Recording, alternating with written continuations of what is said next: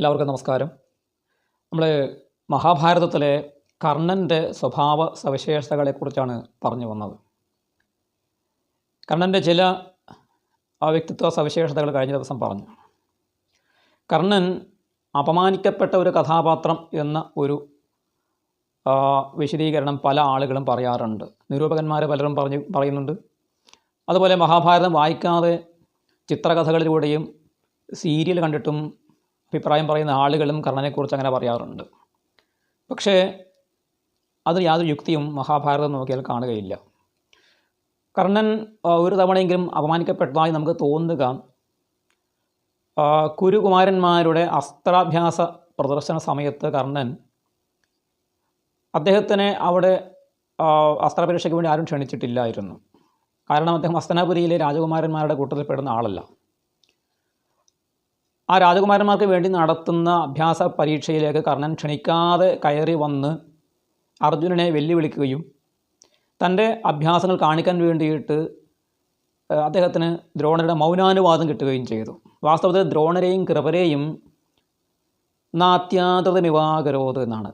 ആ രണ്ട് ഗുരുക്കന്മാരെയും ആദരിക്കാതെയാണ് അദ്ദേഹം ആ വേദിയിലേക്ക് കയറി വന്നതെന്ന് പറയുന്നു.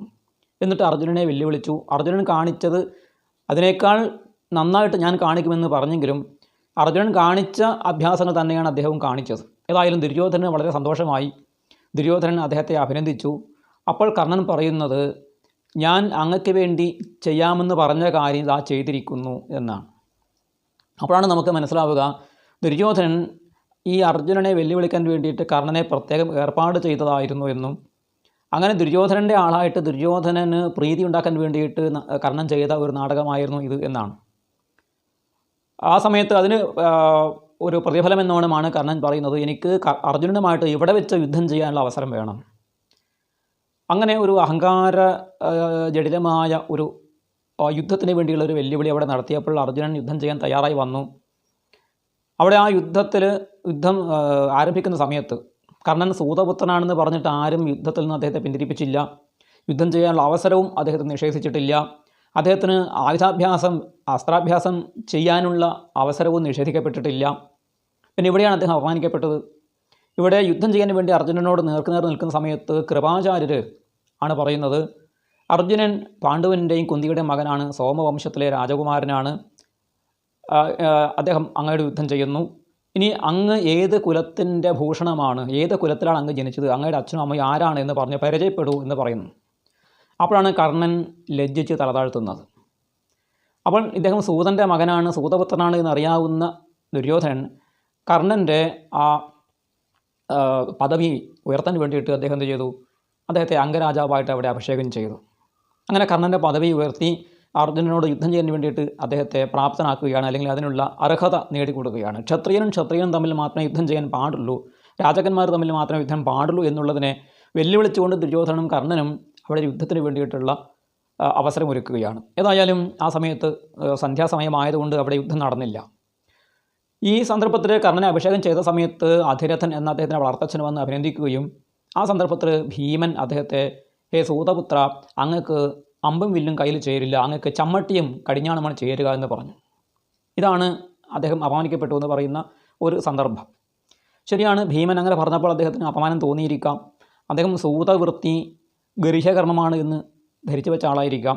സാധാരണഗതിയിൽ സൂതനെ സൂതനെന്നും, അല്ലെങ്കിൽ ഒരു രാജാവിനെ രാജാവെന്ന്, വൈശ്യനെ വൈശ്യനെന്നും, ശൂദ്രനെ ശൂദ്രനെന്ന് വിളിക്കുന്നതിൽ അക്കാലത്ത് ആർക്കും പരിഭവം ഉണ്ടായിരുന്നില്ല.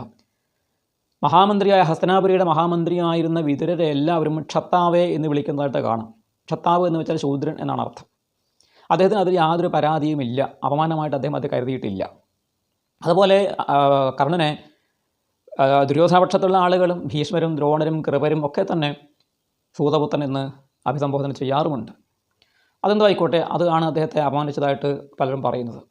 ഏതായാലും ആ അസ്ത്രപരീക്ഷയ്ക്ക് ശേഷം കർണന് തൻ്റെ ശൗര്യം പ്രകടിപ്പിക്കാനുള്ള അവസരം കിട്ടിയത് ഗുരുദക്ഷിണ സമയത്തായിരുന്നു.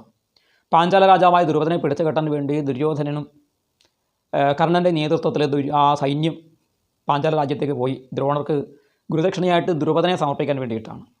പക്ഷേ ആ യുദ്ധത്തിൽ ദുര്യോധനനും കർണനും വളരെ ദയനീയമായിട്ട് പരാജയപ്പെട്ടു. പാഞ്ചാല ദേശത്തുള്ള വൃദ്ധന്മാരും കുട്ടികളടങ്ങുന്ന സാധാരണക്കാരായ നാട്ടുകാർ വരെ ആ യുദ്ധത്തിൽ പങ്കെടുത്തു എന്നാണ് പറയുന്നത്. അവരൊക്കെ ചേർന്ന് ഈ കൗരവ സൈന്യത്തെ തോൽപ്പിച്ച് ഓടിക്കുകയാണ്. അവരൊക്കെ യുദ്ധം ചെയ്ത് യുദ്ധത്തിൽ തോറ്റ് പലായനം ചെയ്യുന്നു. അപ്പോൾ കർണൻ്റെ ആദ്യത്തെ പരാജയപ്പെട്ടിട്ടുള്ള തോറ്റിട്ടുള്ള ഓട്ടം അവിടെയാണ് നമ്മൾ കാണുക. പിന്നീട് കർണൻ യുദ്ധത്തിൽ തോൽക്കുന്നത് ദ്രൗപദിയുടെ പാഞ്ചാലി സ്വയംവരത്തിന് സമയത്ത് അർജുനൻ പാഞ്ചാലിയെ വേട്ട സമയത്ത് അർജുനനെ തടയാൻ വേണ്ടി കർണനും ശല്യരും ഒക്കെ മുന്നോട്ട് വന്നു. ശല്യർ ഭീമനോട് തോറ്റു, കർണൻ അർജുനനോട് യുദ്ധം ചെയ്ത് തോറ്റു. അദ്ദേഹം പിൻവാങ്ങുകയാണ്. അങ്ങനെ രണ്ടാമത്തെ കർണൻ്റെ തോൽവി നമുക്കവിടെ കാണാൻ വേണ്ടി സാധിക്കും. പിന്നെയും ഒരുപാട് തോൽവികൾ അദ്ദേഹത്തിന് ഉണ്ടാകുന്നു. പല തവണ അദ്ദേഹം തോറ്റ് യുദ്ധത്തിൽ ഓടുന്ന സ്വഭാവം അദ്ദേഹത്തിനുണ്ടായിരുന്നു. 4-5 തവണ അദ്ദേഹം യുദ്ധത്തിൽ തോറ്റ് ഓടുന്നുണ്ട്. വാസ്തവത്തിൽ ഒരു ക്ഷത്രിയൻ യുദ്ധത്തിൽ തോറ്റിട്ട് ഓടാൻ പാടില്ല. ക്ഷത്രിയ ലക്ഷണമായിട്ട് ഗീതയിൽ പറയുന്നത് യുദ്ധേജാപ്യപലായനം, ദാനം ഈശ്വരഭാവശ്ച യുദ്ധേജാപ്യപലായനം. ക്ഷത്രിയൻ്റെ ഒരു സ്വഭാവം എന്തായിരിക്കണം? യുദ്ധത്തിൽ ഓടാൻ പാടില്ല. ദുര്യോധനനും മറ്റും അധികം ഓടിയിട്ടില്ല. യുധിഷ്ഠിരൻ തോറ്റിട്ട് ഓടിയിട്ടില്ല. ഭീഷ്മരും ദ്രോണരും ഒന്നും തന്നെ യുദ്ധത്തിൽ തോറ്റ് ഓടുന്ന ഒരു സ്വഭാവം കാണിച്ചിട്ടില്ല. കർണനാണ് ഇത്രയധികം തവണ യുദ്ധത്തിൽ തോറ്റ് ഓടിയിട്ടുള്ളത്. ഘോഷയാത്രാ പർവ്വം എന്ന ആ വനപർവ്വത്തിൻ്റെ ഭാഗമായിട്ടുള്ള കഥയിൽ ചിത്രരഥൻ എന്ന ഗന്ധർവൻ അദ്ദേഹത്തിന് കാട്ടിൽ കഴിയുന്ന സമയത്ത് അവിടെ ചെല്ലുന്ന നമ്മുടെ ദുര്യോധനൻ, കർണൻ മുതലായിട്ട് ആളുകൾ ചതുരംഗ പടയുമായിട്ടാണ് അവിടെ ചെന്നത്. പാണ്ഡവന്മാരെ കൊല്ലാൻ വേണ്ടി ചെന്നതായിരുന്നു. ഗന്ധർവന്മാർ അവരെ ആക്രമിച്ച് കീഴടക്കി യുദ്ധം ചെയ്ത സമയത്ത് ആ ഗന്ധർവന്മാരോട് യുദ്ധം ചെയ്തിട്ട് തോറ്റ് ആ കർണൻ ചെയ്തതെന്തായിരുന്നു? വികർണൻ്റെ തേരിൽ കയറിയിട്ട് ഹസ്തനാപുരിയിലേക്ക് അതിവേഗം പലായനം ചെയ്യുകയായിരുന്നു. ദുര്യോധനനെ അവിടെ ഗന്ധർവന്മാർക്ക് കൊലക്ക് കൊടുത്തുകൊണ്ടാണ് അദ്ദേഹം ഓടി. തൻ്റെ കൂട്ടുകാരനാണെന്നൊന്നും ഓർത്തില്ല. ദുര്യോധനനെ ഗന്ധർവന്മാർ പിടിച്ച് കെട്ടിയിട്ടു. അദ്ദേഹം അലറി വിളിച്ചു. ഭീമനെയും അർജുനനെയും സഹായത്തിനായി വിളിച്ചുകൊണ്ടാണ് ദുര്യോധനൻ കരഞ്ഞത്.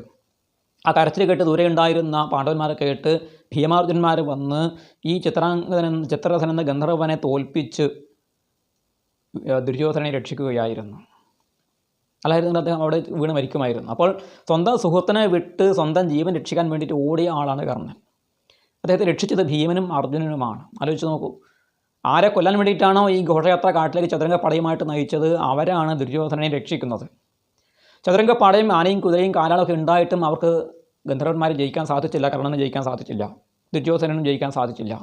പക്ഷേ ഭീമനും അർജുനും ഒറ്റയ്ക്ക് ഈ ഗന്ധർവന്മാരോട് യുദ്ധം ചെയ്ത് തോൽപ്പിച്ച് ദുര്യോധനനെ ബന്ധനത്തിൽ നിന്ന് മോചിപ്പിക്കുകയാണ് ചെയ്തത്. നിരാശനായ ദുര്യോധനൻ തിരിച്ചു വരുമ്പോൾ കർണൻ പറഞ്ഞു, ദുര്യോധന, നീ ഗന്ധർവന്മാരെ ജയിച്ച് മടങ്ങിയല്ലോ, നിനക്ക് അഭിനന്ദനങ്ങൾ എന്ന് പറയുകയായിരുന്നു, ഒരു ലജ്ജയുമില്ലാതെ. അപ്പോഴാണ് ദുര്യോധനൻ കാര്യം പറയുന്നത്.